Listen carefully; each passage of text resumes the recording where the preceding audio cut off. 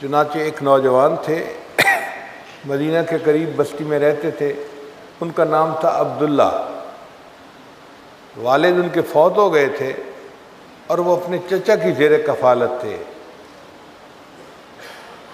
چچا ان کو بہت اچھے کپڑے بنا کے دیتا، اور وہ چونکہ خود بھی خوبصورت تھے، کپڑے ان کو بڑے سجتے تھے۔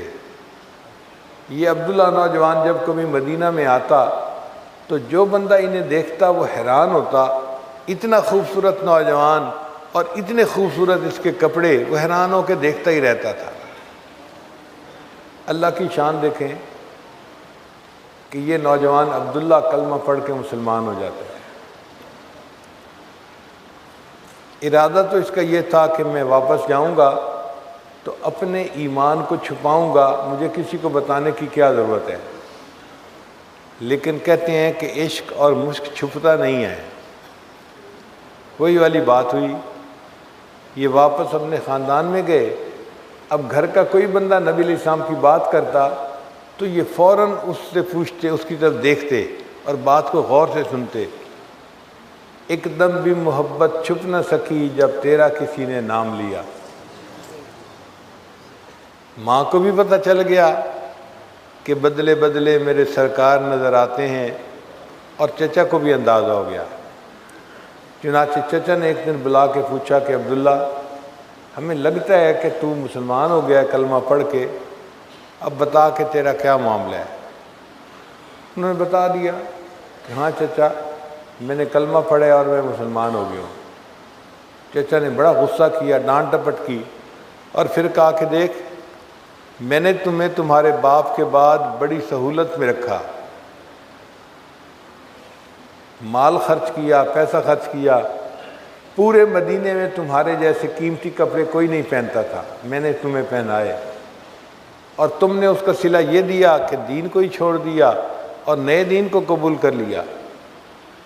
پہلے تو اس نے مار پٹائی کی، پھر جب غصہ ٹھنڈا نہ ہوا تو چچا نے ان کے بدن سے کپڑے جو ہے وہ پھاڑ کے اتار دیے۔ غصے میں ہوتا ہے نا بندہ تو پھر بہت کچھ کر جاتا ہے، تو چچا نے اس کے کپڑے پھاڑے اور جسم سے اتار دیے، اور بالکل جیسے بچہ ننگا ہوتا ہے اس طرح ان کو ننگی حالت میں چچا نے دھکا دے دیا، اب تم میرے گھر سے بھی نکل جاؤ، تم یہاں رہنے کے قابل نہیں ہو۔ اب ماں بیچاری دیکھ رہی تھی کہ بیٹے کے ساتھ ہو کیا رہا ہے، مگر خود بھی مجبور تھی، کچھ کہہ نہیں سکتی تھی، عورت ذات تھی نا۔ اس نے دیکھا کہ میرے بیٹے کے بدن سے کپڑے اتار لیے گئے، تو اس نے اپنی ایک چادر جو تھی وہ بہانے سے گلی میں ڈال دی کہ میرا بیٹا اس چادر سے کم از کم اپنا جسم تو چھپا لے گا، سطر تو چھپا لے گا۔ یہ عبداللہ رضی اللہ تعالیٰ عنہ جو ہیں، یہ گھر سے باہر نکلے بالکل ننگے بدن کے ساتھ، اور اپنی والدہ کی چادر اٹھا لی۔ اب اس چادر کے انہوں نے دو ٹکڑے کیے، ایک کا تہبند باندھ لیا اور ایک کو اپنے جسم پہ لپیٹ لیا، تو ان کا نام پڑ گیا عبداللہ ذوالبجادین رضی اللہ تعالیٰ عنہ، دو چادروں والے عبداللہ۔ سوچا کہاں جاؤں؟ دل نے کہا کہ جن کا کلمہ پڑھا ہے اب گھر سے تو نکال دیا گیا، اب انہی کی خدمت میں جاتا ہوں۔ رات ہو چکی تھی، چنانچہ یہ اپنے گھر سے چلے اور مسجد نبوی میں صبح کے وقت پہنچے۔ نبی علیہ السلام فجر کے بعد مسجد نبوی میں تشریف فرما تھے۔ آپ نے عبداللہ رضی اللہ عنہ کو آتے ہوئے دیکھا تو نبی علیہ السلام نے فوراً پہچان لیا، دونوں جہاں کسی کی محبت میں ہار کے، وہ آ رہا ہے کوئی شب غم گزار کے۔ تو محبوب صلی اللہ علیہ وسلم نے پوچھا عبداللہ کیا بنی؟ حال سنایا کہ مجھے تو ننگا کر کے میرے چچا نے نکال دیا، مارا پیٹا بھی صحیح، اور اب میں آپ کی خدمت میں حاضر ہوں۔ نبی علیہ السلام نے فرمایا بہت اچھا، اب اصحاب صفہ کے ساتھ تم رہو اور اپنا وقت گزارو۔ چنانچہ یہ عبداللہ ذوالبجادین رضی اللہ تعالیٰ عنہ اصحاب صفہ کے ساتھ طالب علم بن کر رہنے لگے۔ کیونکہ اللہ کی محبت پہ قربانی بہت دی تھی تو ان کے اوپر محبت الہی کا غلبہ ہوتا تھا۔ تو یہ کئی مرتبہ مسجد نبی کے دروازے پہ اونچی آواز سے اللہ اللہ اللہ یہ کہتے تھے۔ حضرت عمر لانو کی طبیعت میں نظم و نسق زیادہ تھا، وہ اس طرح اونچا اونچا اللہ کہتے سنتے تو ان کو ذرا عجیب لگتا۔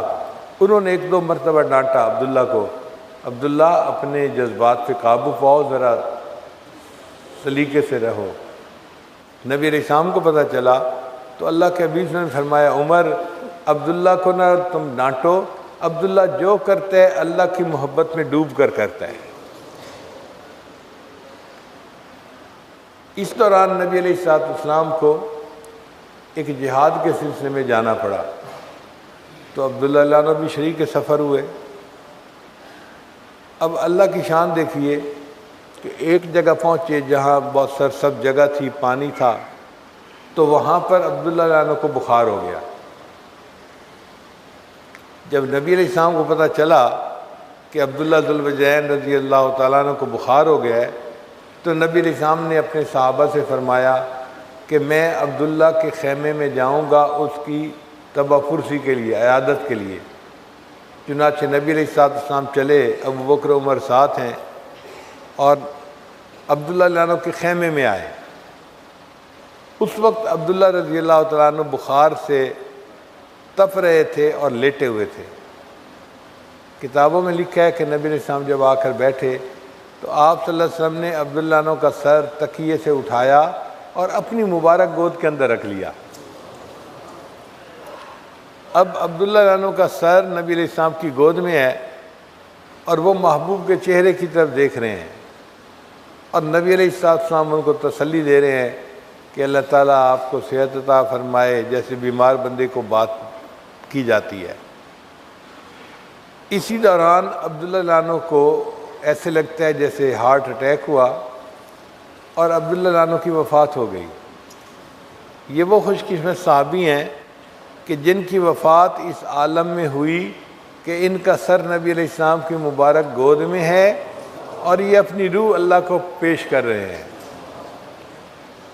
آقا تیری معراج کہ تو لوح و قلم تک پہنچا، تیری معراج کہ تو لوح و قلم تک پہنچا، میری معراج کہ میں تیرے قدم تک پہنچا۔ عبداللہ عنہ کی وفات ہو گئی۔ نبی علیہ السلام نے فرمایا صحابہ کو کہ تم عبداللہ کو نہلاؤ، اور پھر یہ بھی فرمایا کہ یہ میری چادر لو اور عبداللہ کو میری چادر کے اندر کفن دینا۔ غور کرنے والی بات ہے کہ جس بدن کو اللہ کے راستے میں ننگا کیا گیا تھا، آج اللہ تعالیٰ اس بدن کو اپنے محبوب کی چادر سے ڈھانپ رہے ہیں۔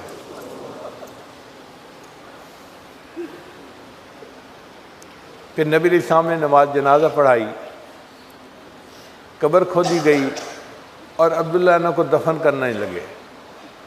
شریعت کا مسئلہ یہ ہے کہ میت کو دفن کرنا ہو تو جو قریبی رشتہ دار ہو نا وہ قبر میں اترے اور اس کو قبر میں رکھے۔ تو عبداللہ عنہ کا کوئی رشتہ دار تھا ہی نہیں۔ نبی علیہ السلام نے فیصلہ فرمایا کہ میں خود قبر میں اتروں گا اور عبداللہ کی میت کو زمین یعنی قبر کے اندر رکھوں گا۔ چنانچہ نبی علیہ السلام ان کی قبر میں اترے۔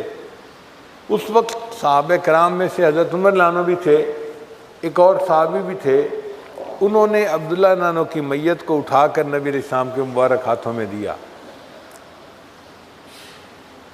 تو نبی علیہ السلام نے عبداللہ عنہ کو اپنے ہاتھوں میں لے کے اپنی امانت کو زمین کے سپرد کیا، اور اس وقت نبی علیہ السلام نے کچھ الفاظ کہے جن کو عمر عنہ ساری زندگی یاد کرتے تھے، اور ہمیشہ کہتے تھے کہ مجھے حسرت ہے کہ اس دن عبداللہ کی لاش کی بجائے عمر بن خطاب کی لاش ہوتی اور اللہ کے نبی صلی اللہ علیہ وسلم اسے قبر میں دفن کر رہے ہوتے۔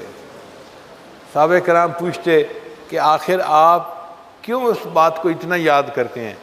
تو عمر عنہ نے پھر بتایا کہ اس دن عبداللہ عنہ کو قبر میں رکھتے ہوئے نبی علیہ السلام نے یہ الفاظ کہے تھے، اے اللہ میں عبداللہ سے راضی ہوں، تو بھی عبداللہ سے راضی ہو جا۔ اے اللہ میں عبداللہ سے راضی ہوں، تو بھی عبداللہ سے راضی ہو جا۔ اللہ تعالیٰ محنت کا بدلہ ضرور دیتے ہیں۔ جو لوگ سلوک کی محنتیں کر کے، مجاہدے کر کے، مشقتیں کر کے اللہ تعالیٰ تک پہنچتے ہیں، اللہ اس کی مکافات فرماتے ہیں، بدلہ دیتے ہیں، ان کو انعامات سے نوازتے ہیں۔ اس لیے محنت کر کے اللہ تعالیٰ کے پہنچنے والے پریشان نہ ہو کہ جی ہم تو مشقتوں میں پڑ گئے، ہم تو مجاہدوں میں پڑ گئے، پتہ نہیں کیا بنے گا۔ اللہ تعالیٰ خیر فرمائیں گے۔ جب اس نے محنت کی توفیق عطا فرمائی ہے تو اللہ تعالیٰ پھر منزل بھی عطا فرمائیں گے اور انعام بھی عطا فرمائیں گے۔ اسی طرح کی